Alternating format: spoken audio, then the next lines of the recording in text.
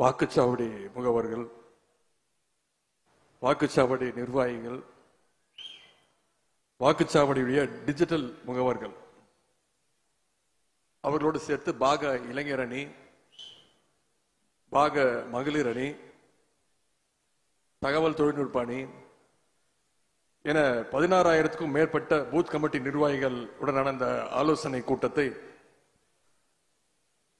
மிக குறுகிய காலத்தில் மிகச் சிறப்பாக ஏற்பாடு செய்து தலைமையேற்று நடத்தி கொண்டிருக்கக்கூடிய மாவட்ட கழக செயலாளரும் சட்டமன்ற உறுப்பினருமான அருமை சகோதரர் திரு செந்தில் பாலாஜி அவர்களே,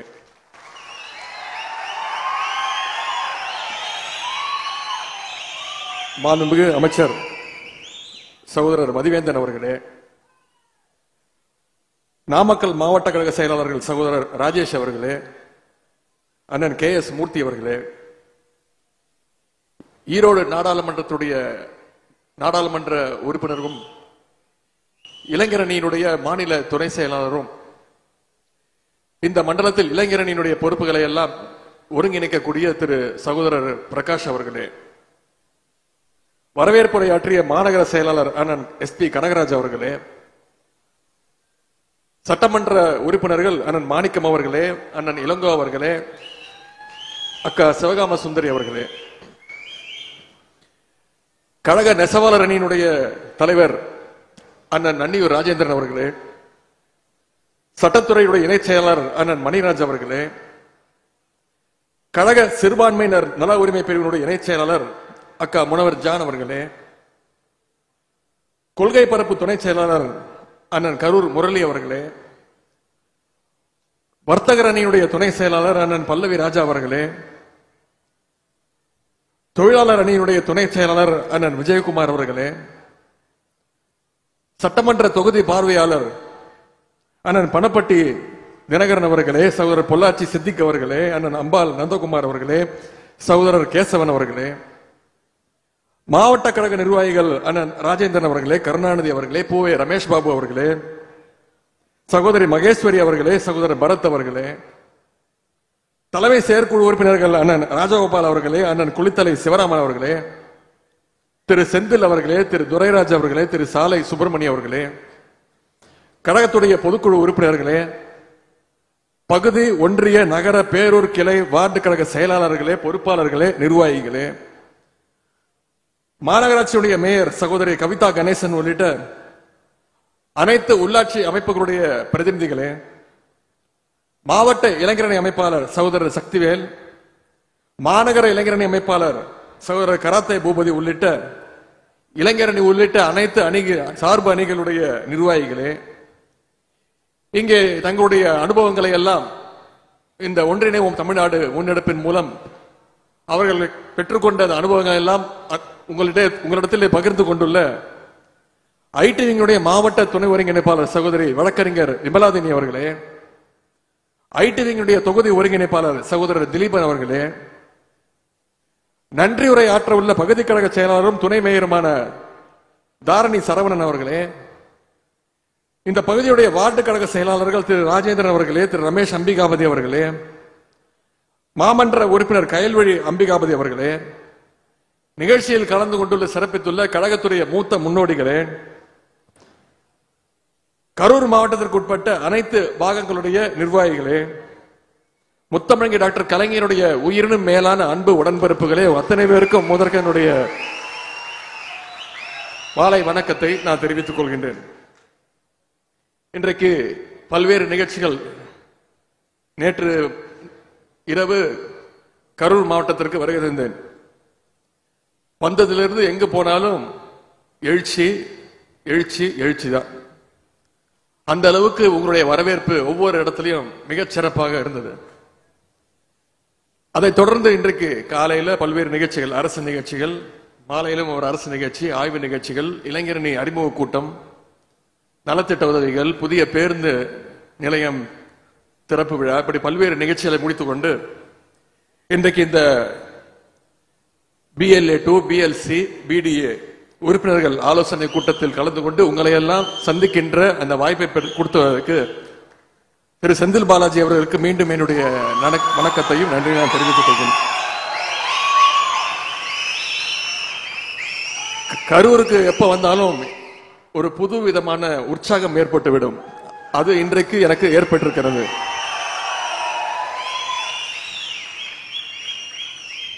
அதற்கு காரணம்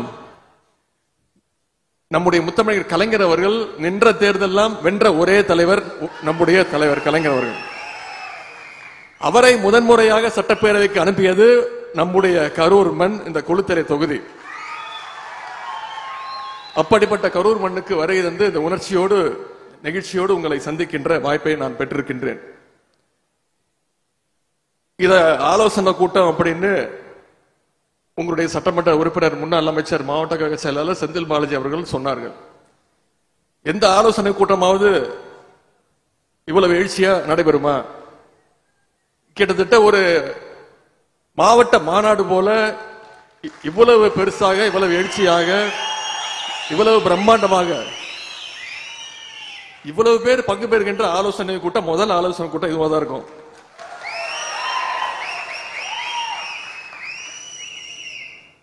இந்த நிகழ்ச்சி மட்டுமல்ல, நேற்று இரவுல இருந்து எல்லா நிகழ்ச்சியும் கிட்டத்தட்ட ஒரு மாநாடு போலதான் அவர் நடத்தி இருக்கின்றார். இதுல குறிப்பிட்டு இன்னொன்னு சொல்லணும்னா, 3 நாட்களுக்கு முன்புதான் இந்த நிகழ்ச்சியை ஏற்பாடு செய்யறதுக்கு எங்கிட்ட அனுமதி வாங்கினார்.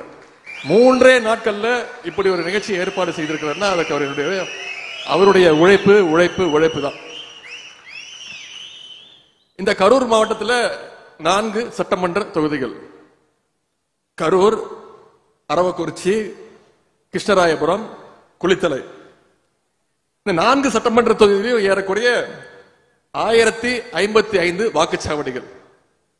இதில் ஒவ்வொரு வாக்குச்சாவடிக்கும் 15 பேர் அப்படின்ற கணக்கில் இன்னைக்கு 15,000 பேர் இன்றைக்கு இந்த கூட்டத்துக்கு வந்திருக்கீங்க. பூத் நிர்வாகிகள் என்ன வந்திருக்கீங்க. பூத் நிர்வாகிகள் நீங்கள் தான். இங்க பேசி அத்தனை பேரும் குறிப்பிட்டு பேசினாங்க, சொன்னாங்க, நீங்கள் தான் திராவிட முன்னேற்ற கழகத்துடைய இரத்த நாளங்கள் என்று சொன்னால் மிகையாகாது. ரத்த ஓட்டம் சீராக இருந்தாதான் அந்த மனித உடல் சீராக இருக்க முடியும். அதுபோல்தான் பூத் முகவர்களாகிய பூத் கமிட்டி உறுப்பினராக நீங்க சீராக, தெளிவாக, மிகவும் கவனமாக இருந்தால்தான் தேர்தலில் நம்முடைய இயக்கம் வெற்றி பெற்று நம்முடைய தலைவர் அவர்கள் மீண்டும் முதலமைச்சராக வரணும்னா, திராவிட முன்னேற்ற கழகம் மீண்டும் ஆட்சி அமைக்கணும்னா இங்க வந்திருக்கக்கூடிய உங்களுடைய கைகளில் தான் இந்த தேர்தலுடைய வெற்றி இருக்கின்றது. மற்ற கட்சிகள்லாம், மற்ற இயக்கங்கள்லாம் பூத் கமிட்டி அமைப்பதற்கு திண்டாடிக்கிட்டு இருக்காங்க.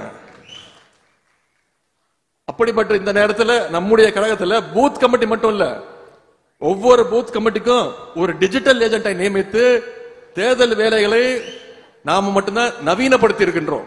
டெக்னாலஜி யூஸ் பண்ணியிருக்கோம். இன்னும் பெருமையா சொல்லணும்னா, இந்தியாவில் மட்டும் இல்ல, உலகத்திலேயே இப்படி ஒரு வலுவான கட்டமைப்பு, இப்படி ஒரு சிஸ்டத்தை உருவாக்கி இருக்குன்னா அது முதல் இயக்கம் நம்முடைய திராவிட முன்னேற்ற கழகம் தான். அதற்கு காரணம் நம்முடைய மகத்தான தலைவர் அவர்கள் தான்.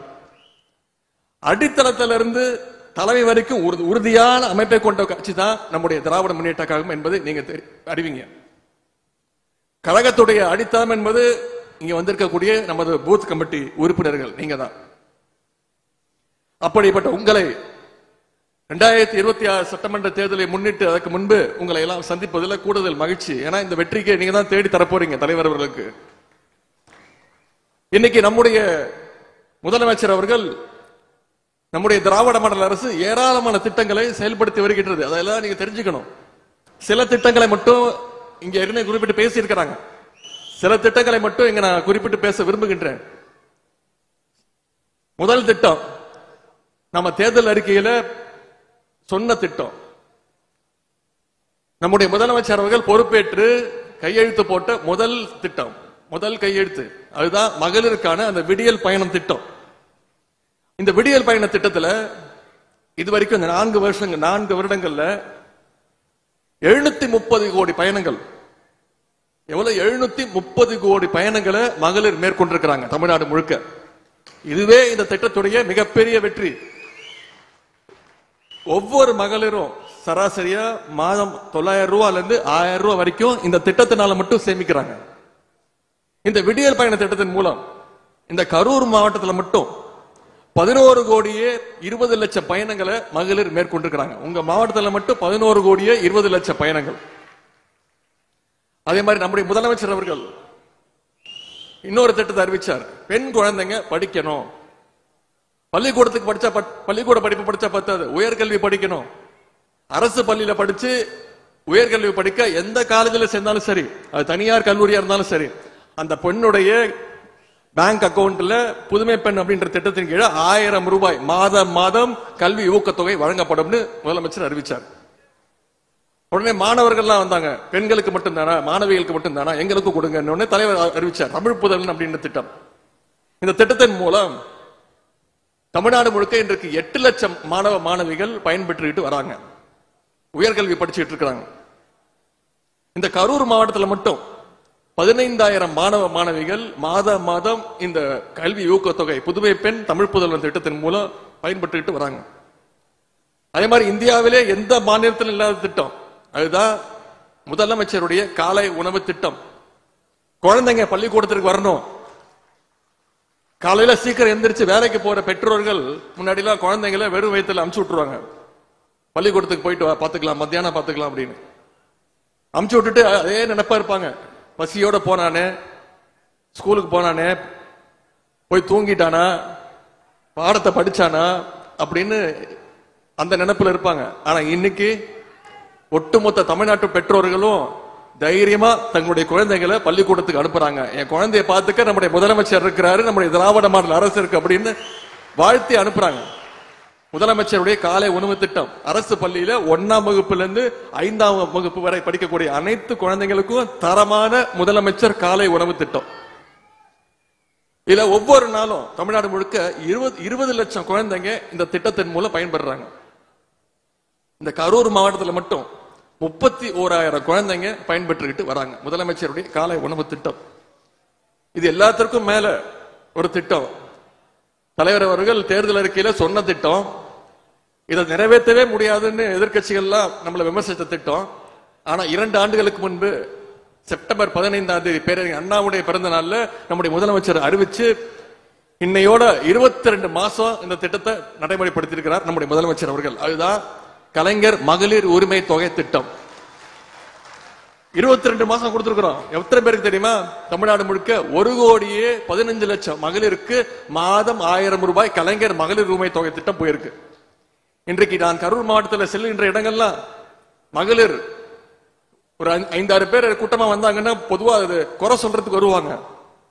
ஆனா இன்னைக்கு போற இடத்துல எல்லாம் மகளிர் கைகளை பிடிச்சுக்கிட்டு உங்க அப்பா கிட்ட நான் தேங்க்ஸ் சொன்னேன்னு சொல்லு, ஏம்மா அப்படின்னு மாசம் 1000 ரூபாய் எனக்கு கொடுத்துடுறாரு. ஒருத்தர் மட்டும் இல்ல, 4 பேர் வந்தாங்களா, 4 பேர்ட்டையும் கேட்கிறேன், 4 பேர் சொல்றாங்க எங்களுக்கு வந்துருச்சு எங்களுக்கு வந்துருச்சு அப்படின்னு. அந்த அளவுக்கு ஒரு சிறப்பான திட்டம். இதுல இன்னும் சில பேர் விட்டு போயிருக்கு அப்படின்ற சில கம்ப்ளைண்ட்ஸ் வந்துச்சு. அதற்கு முதலமைச்சர் இந்த 15ஆம் தேதி அதற்கு முகாம் போட சொல்லியிருக்கிறார். அது மட்டும் இல்ல, கண்டிஷன்ஸ் எல்லாம் தளர்த்த சொல்லியிருக்கிறார். கண்டிப்பாக நிச்சயமாக தகுதியுள்ள அனைத்து மகளிருக்கும் இந்த திட்டம் போய் சேர வேண்டும் என்பதுதான் முதலமைச்சருடைய ஒரே குறிக்கோள். கொடுக்கப்படுகின்ற அந்த 1,15,00,000 மகளிர் உரிமை தொகை திட்டத்தில் கொடுக்கப்படுகின்ற அந்த பயன்பெறுவோர் பட்டியல்ல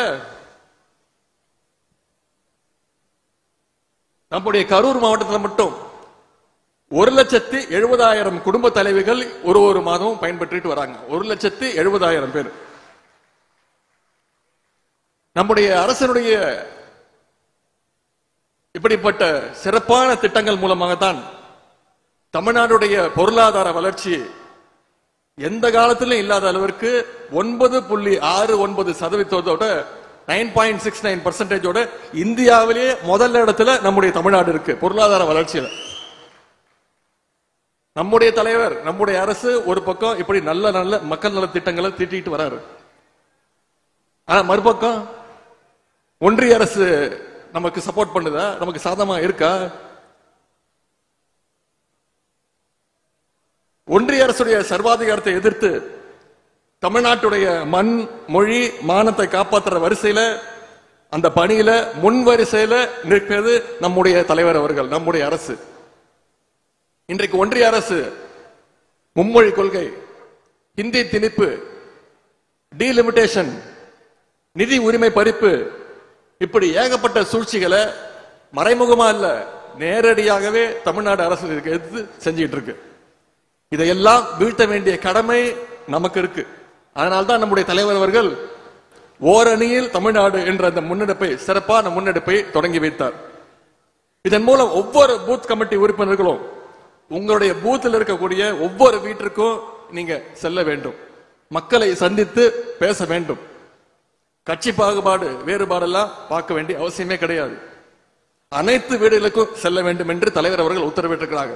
சொல்ல போனா நம்முடைய தலைவர் அவர்களே சென்னையில 4 நாட்களுக்கு முன்பு அவரே சில வீடுகளுக்கு சென்று உறுப்பினர் சேர்த்தார். நான் என்னுடைய தொகுதி சேப்பாக்கா திருவல்லிக்கேணி தொகுதியில நானும் சென்றேன். இந்த முன்னெடுப்பு மூலம் நீங்கள் ஒவ்வொரு நாளும் எத்தனை பேரை சேர்க்கிறீங்க அப்படிங்கறத, எவ்வளவு பேரை புதுசா உறுப்பினராக சேர்த்தீங்க அப்படிங்கறத புள்ளி விவரத்தை பூத் வாரியா தலைவர் அவர்கள் தினமும் கண்காணிச்சுட்டு இருக்கிறார். இந்த நேரத்தில் உங்களுக்கு என்னுடைய பாராட்டுகளை, நான் ஸ்பெஷல் பாராட்டுகளை நான் சொல்லி ஆகணும். இங்க பேசும்போது எல்லாரும் சொல்லிட்டாங்க. ஒவ்வொரு நாளும் தலைவர் அவர்களுக்கு அந்த லிஸ்ட் வருது, எந்தெந்த மாவட்டத்தில் எந்தெந்த தொகுதியில் எத்தனை பேர் சேர்த்திருக்காங்க அப்படின்னு. இந்த கரூர் மாவட்டத்திற்கு என்னுடைய வாழ்த்துக்கள். இந்த கரூர் தொகுதி தான் தமிழ்நாட்டிலேயே 234 தொகுதியிலேயே எத்தனாவது இடம்? 2வது இடத்துல இருக்கு கரூர் தொகுதி. அது மட்டும் இல்ல, தலைவர் அவர்கள் எனக்கு கூப்பிட்டு அந்த லிஸ்ட் கொடுத்தாங்க, நானும் பார்த்தேன். அது மட்டும் இல்ல, இந்த கரூர் மாவட்டத்தில் இருக்கக்கூடிய அந்த 4 சட்டமன்ற தொகுதியிலையும் டாப் 10ல இருக்கு. 234 டாப் 10. இன்னொன்னு சொல்லட்டுமா? கரூர் தொகுதி இப்ப 2வது இடத்துல இருக்கு. இன்னும் 4 நாள்ல முதல் இடத்துக்கு வந்துடும். அதை நிச்சயம் செந்தில் பாலாஜி அவர்கள் செஞ்சு காட்டிடுவாரு. அந்த நம்பிக்கை எனக்கு இருக்கு. செய்ய முடியாததெல்லாம் செஞ்சு காட்டுறவர் தான் செந்தில் பாலாஜி.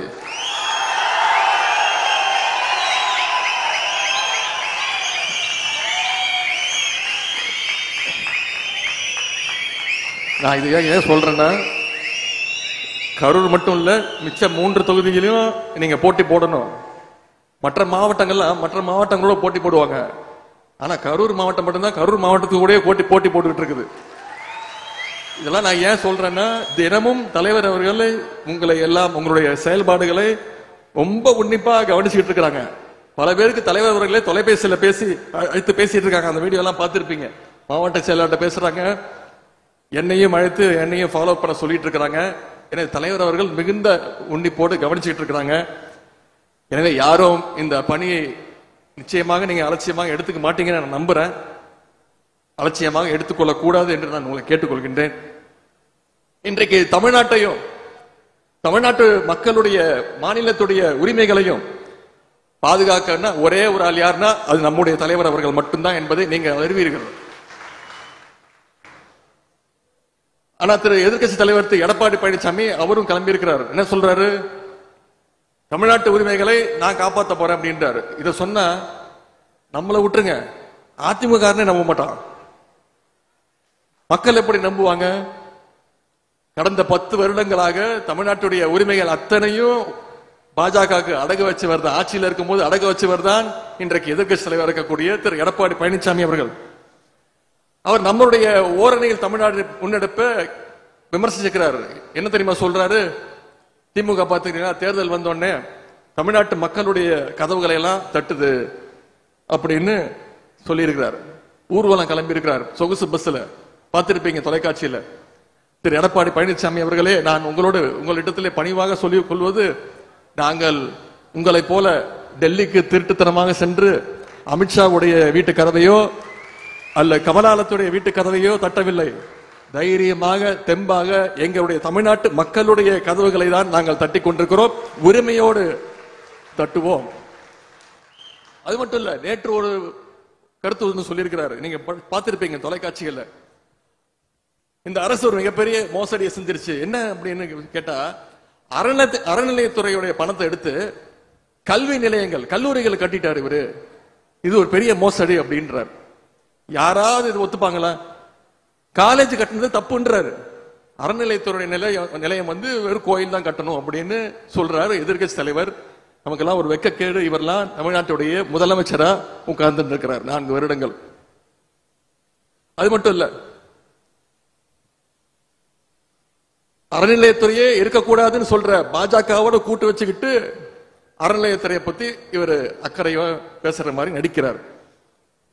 இன்னைக்கு நம்முடைய திராவிட மாடல் அரசின் கீழே அறநிலையத்துறை மிகச் சிறப்பாக செயல்பட்டு வருது.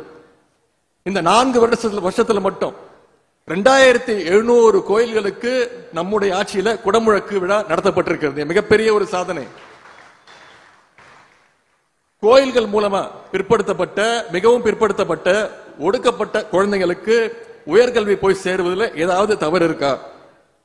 ஆன்மீக பணி எப்படி ஒரு அறப்பணியோ அதை விட மிகச்சிறந்த ஒரு அறப்பணினா அது நிச்சயமாக குழந்தைங்களுக்கு கொடுக்கக்கூடிய அந்த கல்வி பணி.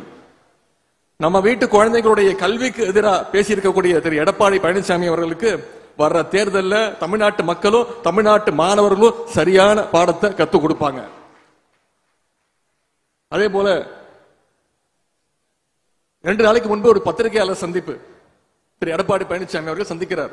அதுல பத்திரிகையாளர் கேட்கிறாங்க, என்னங்க கூட்டணி ஆட்சியாமே உங்களுக்கும் பாஜகவுக்கும் அப்படின்னு கேட்டோடனே அவர் என்ன சொல்றாரு, நான் ஒன்னும் சொல்றதுக்கு இருக்கின்றார்கள். தமிழ்நாட்டுடைய உரிமைகளை, வரலாற்றை, பண்பாட்டை பாதுகாக்க அதிமுக கூட்டணி கண்டிப்பாக தோற்கடிக்கப்பட வேண்டும். அதற்கு பூத் கமிட்டி பொறுப்பாளர்கள் நீங்கள் ஒவ்வொருவரும் ஒரு படை வீரர்களாக, சோல்ஜர்ஸாக அடுத்த 8 மாதங்கள் நீங்கள் செயல்பட வேண்டும். உங்களுடைய பூத் இருக்கக்கூடிய அந்த பகுதியை கழகத்துடைய இரும்பு கோட்டையாக நீங்கள் மாற்றி காட்ட வேண்டும். அடுத்து வருகின்ற ஒவ்வொரு நாளும் தினமும் நீங்கள் பூத்துக்கு கீழ் வர குடும்பங்களை தினமும் சந்திக்க வேண்டும். அவங்களோடு நெருங்கிய தொடர்பில் இருக்க வேண்டும்.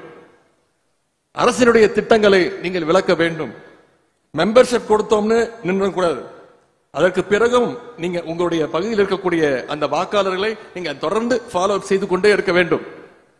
களத்தில் மட்டும் இல்லாம சோசியல் மீடியாவிலையும் நீங்கள் ஆக்டிவாக இருக்க வேண்டும் என்று நான் கேட்டுக்கொள்கின்றேன். உங்களுக்கு என்ன தனியாக ஒரு வாட்ஸ்அப் குரூப் வச்சு கழக சாதனைகளை பிரச்சாரம் பண்ணுங்க. உங்களுடைய பணிகளை அதில் அப்டேட் பண்ணுங்க. மக்களுக்கு தேவையானதை செஞ்சு கொடுங்க. உங்களால முடியலன்னா அமைச்சர்கள், மாவட்ட கழக செயலாளர்கள், ஒன்றிய கழக செயலாளர்கள், சட்டமன்ற உறுப்பினர், நாடாளுமன்ற உறுப்பினர்கள் அவங்க கிட்ட அவங்களுடைய கவனத்திற்கு எடுத்துட்டு போங்க. வாக்காளர் பட்டியலை அடிக்கடி சரிபார்த்து கொண்டே இருக்க வேண்டும். இப்போதிலிருந்தே இந்த பணிகளை நீங்கள் தொடங்க வேண்டும். இதை தொடர்ந்து செய்ய வேண்டும். உங்களுக்கு தேவையான அத்தனை உதவிகளையும் செய்வதற்கு உங்களுடைய மாவட்ட கழக செயலாளர் திரு செந்தில் பாலாஜி அவர்கள் என்றைக்கும் தயாராக இருப்பார். வருகின்ற தேர்தலில் 10 தோல்வி பழனிசாமியை 11 தோல்வி பழனிசாமியாக நீங்கள் மாற்றி காட்ட வேண்டும். 200க்கும் அதிகமான தொகுதிகளில் நிச்சயம் வென்று காட்டுவோம்னு தலைவர் சொல்லியிருக்கிறார். நாம அனைவரும் ஒன்றாக களத்தில் இறங்கி களப்பணியை செஞ்சோம்னா 200 இல்ல 200க்கும் அதிகமான தொகுதிகளில் திராவிட முன்னேற்ற கழகம் வென்று காட்டி மீண்டும் கழக ஆட்சியை அமைப்போம். இங்க இந்த வாக்காளர் முகவர்களாக பூத் ஏஜென்ட் கமிட்டியில் இருக்கக்கூடிய அந்த 16 பேரும் பல்வேறு அணிகள் இருப்பீங்க. இளைஞர் அணியிலிருந்து ஒருத்தர், மகளிர் அணியிலிருந்து ஒருத்தர், ஐடிவிலிருந்து ஒருத்தர், இப்படி இருப்பீங்க. நான் உங்ககிட்ட எல்லாம் கேட்டுக்கொள்வதெல்லாம் நமக்குள்ள அந்த போட்டி இருக்கலாம், பொறாம இருக்கலாம். நான் இளைஞர் அணி, நீ மகளிர் அணி, ஐடிவிங், நீ தகவல் தொழில்நுட்ப அணின்னு. நான் அடுத்த 8 மாசம் அந்த கவலையெல்லாம் அதெல்லாம் மறந்துடணும். நாம ஒரே அணி, அது கலைஞர் வழியில வந்த நம்முடைய தலைவர் அணி என்பதை நீங்கள் மனசுல வைத்துக் கொள்ள வேண்டும். 200க்கும் அதிகமான தொகுதியில் நாம கண்டிப்பாக ஜெயிச்சு காட்ட வேண்டும். அதற்கு ஒரு தொடக்கமாக கரூர், அரவக்குறிச்சி, கிருஷ்ணராயபுரம், குளித்தலை தொகுதிகள் இருக்க வேண்டும் என்று கேட்டுக்கொண்டு இந்த சிறப்பான நிகழ்ச்சியை ஏற்பாடு செய்து, சொல்ல போனா இந்த பிஎல்சி மீட்டிங் தமிழ்நாட்டிலேயே இதுதான் முதல் கூட்டம். இந்த நிகழ்ச்சியை, இந்த மிக முக்கியத்துவம் வாய்ந்த இந்த சிறப்பான ஆலோசனை நிகழ்ச்சியை இன்னைக்கு தமிழ்நாட்டிலேயே முதல் முறையா ஏற்பாடு செஞ்சிருக்கிறார் நம்முடைய செந்தில் பாலாஜி அவர்கள். இதை தொடர்ந்து இதை ஒரு எடுத்துக்காட்டாக எடுத்து வருகின்ற அனைத்து மாவட்டங்களையும், தமிழ்நாட்டுடைய அனைத்து தொகுதிகளையும், அனைத்து மாவட்டங்களையும் இது போல நிகழ்ச்சியை ஏற்பாடு செய்ய வேண்டும். அதற்கு ஒரு எடுத்துக்காட்டாக திரு செந்தில் பாலாஜி அவர்கள் இன்றைக்கு நிகழ்ச்சியை ஏற்பாடு செய்திருக்கிறார். அதற்கு மீண்டும் என்னுடைய நன்றியை தெரிவித்து வாய்ப்புக்கு நன்றி கூறி விடைபெறுகின்றேன். நன்றி, வணக்கம்.